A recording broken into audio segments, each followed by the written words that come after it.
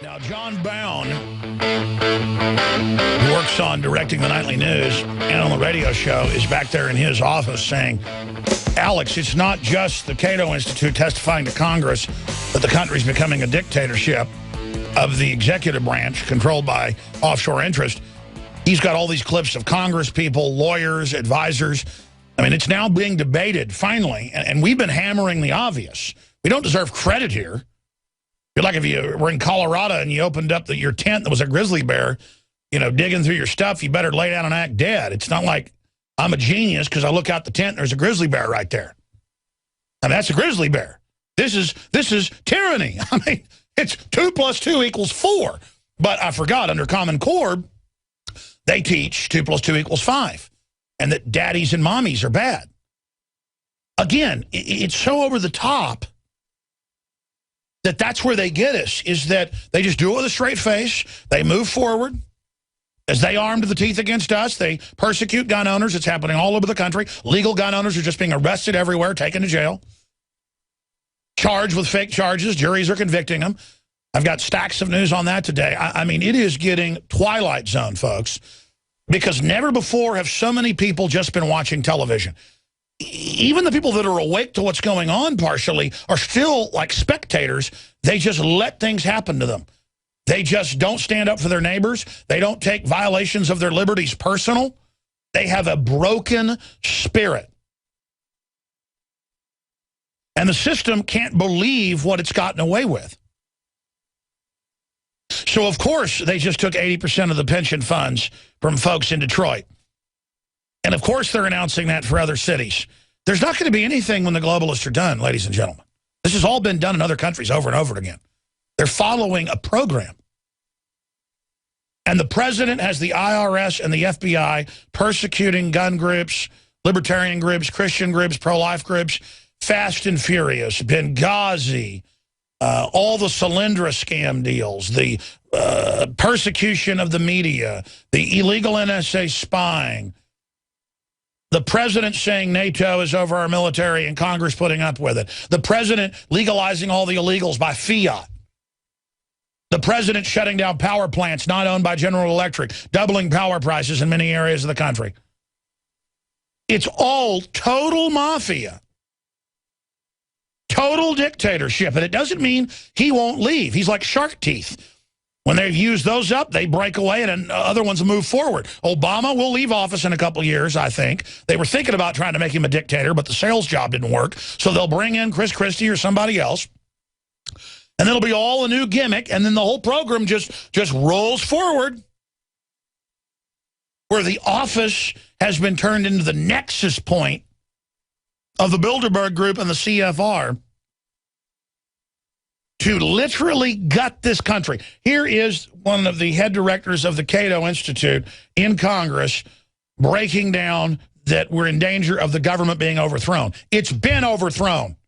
That's why I say our revolution is not a revolution. It is a restoration, a re-upload of the Republic. Declaration of Independence says if a government becomes destructive of the aims of liberty and freedom, it's our right and duty to reform the government, to overthrow it. Well, we want America back. So we remove the foreign occupiers and re-upload the Republic.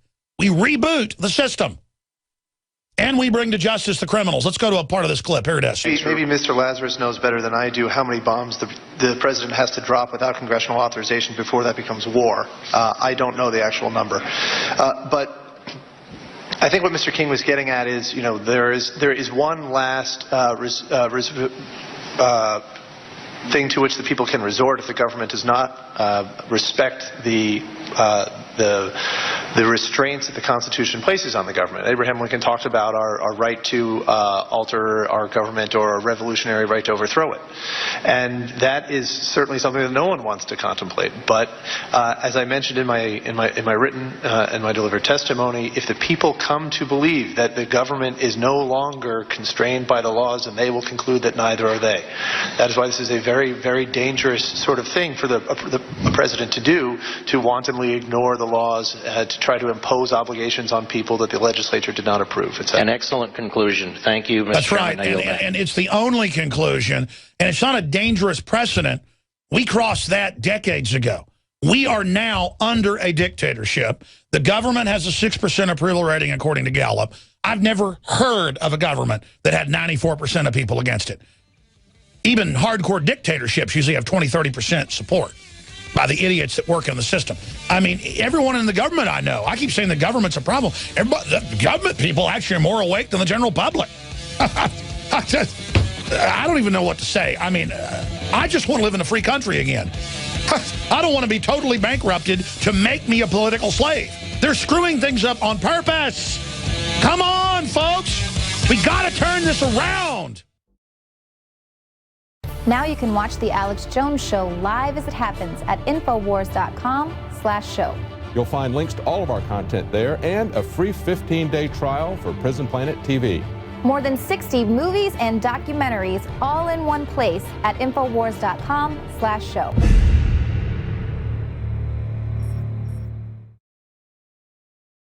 That's only a small smattering of the classical tyranny that we see in the news as the media follows the script for illegal checkpoints, military pointing guns at people. This is the preparation for when they really drop the hammer on everybody. When they take your pension fund, public and private, and they're going to take about 30 to 40% generally is what they do in other countries of your private pension fund first. And then a couple years later, they'll take another 30, 40%. You'll end up with maybe 20% when they're done. And then, just like Detroit, they just took 80% in one fell swoop. In fact, they think we're so broke back, I mean, using the NFL to push Obamacare and gun bans now and political correctness as well. They might just take everything. I mean, I don't know. I mean, other countries, they fight back a little bit. So maybe I shouldn't follow what they've done in other nations, but vaporized is the headline on InfoWars.com. Detroit obliterates retirement funds, 80% cuts to pensioners. This is going to affect everyone. Yeah, all the government folks that have moved to Texas out of the other states that have collapsed under the New World Order. I can't tell you how many retired police and firefighters and city managers and you name it live out where I live out in the hill country. And they're all awake, they're all freaked out, and they all also know you're not going to have your money soon. Just, okay? And it's because, again, it's not because it's even unfeasible to actually pay the pensions. And some of them are exorbitant. A lot of them aren't. It's that they created a $250 billion of fake derivatives as a black hole. They're not even propping them up. They've already been triaged to suck off all the wealth. And they tell the cops and bureaucrats and IRS, go shake people down, get more money, or you're not going to get your pension. You're never going to get any of it unless we defeat the New World Order. Have you figured that out yet? And I think most of you have figured that out yet. But you're going to be betrayed just like you allowed the people to be betrayed. And I want to be clear, I don't even blame the government people. I blame all of us. Look in the mirror, just like V for Vendetta. We wanted to be lazy. We wanted to think America was different and wouldn't go the same way every other country went when people gave in to corruption. We're not just going to go the same direction. We're going to fall harder than anybody's ever fallen. Because it's a true saying, folks, the bigger they are, the harder they fall. It's almost easier in a fight to get a big guy down on the ground. I don't know what it is. They just think they've got it over on you and they're going to win, and that's the end of it. And it's the same thing with this whole republic, ladies and gentlemen. We're already on the ground, and the New World Order is what brought us down. And we're on life support right now, and they're busy pulling the wires out because they're vulture capitalist, anti-free market. They're going to eat down to our bones, and then the hyenas are going to come in after. That's what they even call them. And they're even going to eat our bones and slurp the marrow out of them. Politically, financially, culturally. They are going to sit back in Luxembourg and Switzerland and London. And they are going to watch everything else collapse into hell. All the major billionaires, I mean all of them, are leaving Israel. Selling out, physically running to Switzerland, physically running to London, physically running to the Cook Islands, physically running. A lot of them are moving to Eastern Europe and literally Romania and Transylvania, what was previously Transylvania, that border region. Why do you think they're doing that? Why do you think elites all over the world? What do you think is going to happen to Israel? What do you think is going to happen to the United States? What do you think is going to happen? I'll tell you what's going to happen, folks. War, famine, pestilence, World War III. That's where the devil wants to take us. And I know you atheists laugh at it all. Oh, you're going to be laughing, let me tell you. See how that atheism works out for you. You people are the most afraid of death. And I'm talking about the socialist authoritarian atheist. I actually know a lot of atheists that are actually awake to the New World Order, so I don't want to overgeneralize that. I'm not declaring war on anybody. I'm just telling you right now that I've told you this in the build-up. My gut has never been more concerned. My intellect has never been more concerned. Everybody's freaking out. I mean, it's not hard. It's like looking out your window and a tornado's coming in, you know, to get to shelter. And I grew up in Dallas, folks. I've only seen tornadoes once in Austin. And then I got blown off the road outside Austin by a tornado. But growing up in Dallas, I saw tornadoes every year. I don't know why I'm going off into that. Because we lived up on a hill in Rockwall, Texas, overlooking Lake Ray Hubbard and Dallas. And I could see all these cities off in the distance from that hilltop. And my dad would say, see that tornado? And we go look at the news, sure enough, it's a tornado. And I watched tornadoes come down out of the rural area, what's all built up now. And I'd watch them be gray or black and hit the water and turn blue, turn into water spouts. One time I watched 3 tornadoes that were beautiful. They came in and went out across the lake, just probably 3 miles away from where I was looking off that hilltop. And I watched those tornadoes. And I'm just watching these tornadoes just come in tearing everything up. And these tornadoes aren't beautiful, folks. They are full of innocent blood. They are drunk on all the horrible things they've done. And they go, oh, you're a conspiracy theorist. There's no tornado. And I'm watching it tear up people's houses a mile away now. And it's coming towards me. And I'm still here still in this country, the epicenter of this, trying to warn people. And I'm not even mad at my detractors. I'm not even mad at Rachel Maddow and CNN hosts saying lies about me. I look at these people standing on collapsing old media, selling out minute by minute for narcissism and 30 pieces of silver. And I know down the road, folks, they're going to literally in many cases, go into their bedroom and take pills and kill themselves. They are literally going to go just like Judas to the cemetery and put a rope around their neck. They're going to jump out of windows when they lose everything. If I lost everything, I wouldn't even care. I don't worship that. It's only a little bit of security. It's also a burden to mess with it. But I need some capital to defend myself and be strong. But I don't worship it. It's literally, I don't worship gas I put in my truck.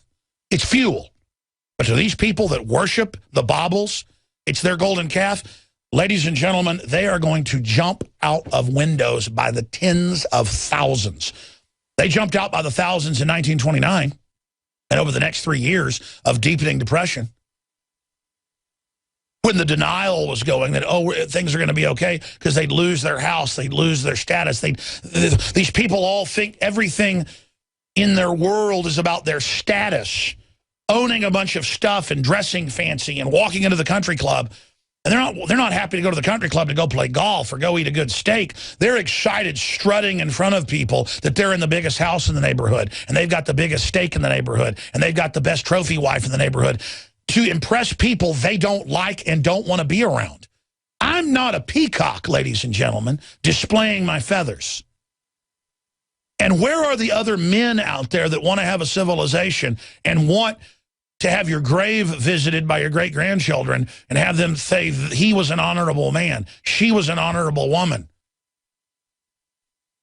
You people don't have family names. You don't care about your children. You don't care about the planet. You don't care about the future. You really want to give in to evil? Now you can watch the InfoWars Nightly News streaming live as it happens for free. Check it out at InfoWars.com/show.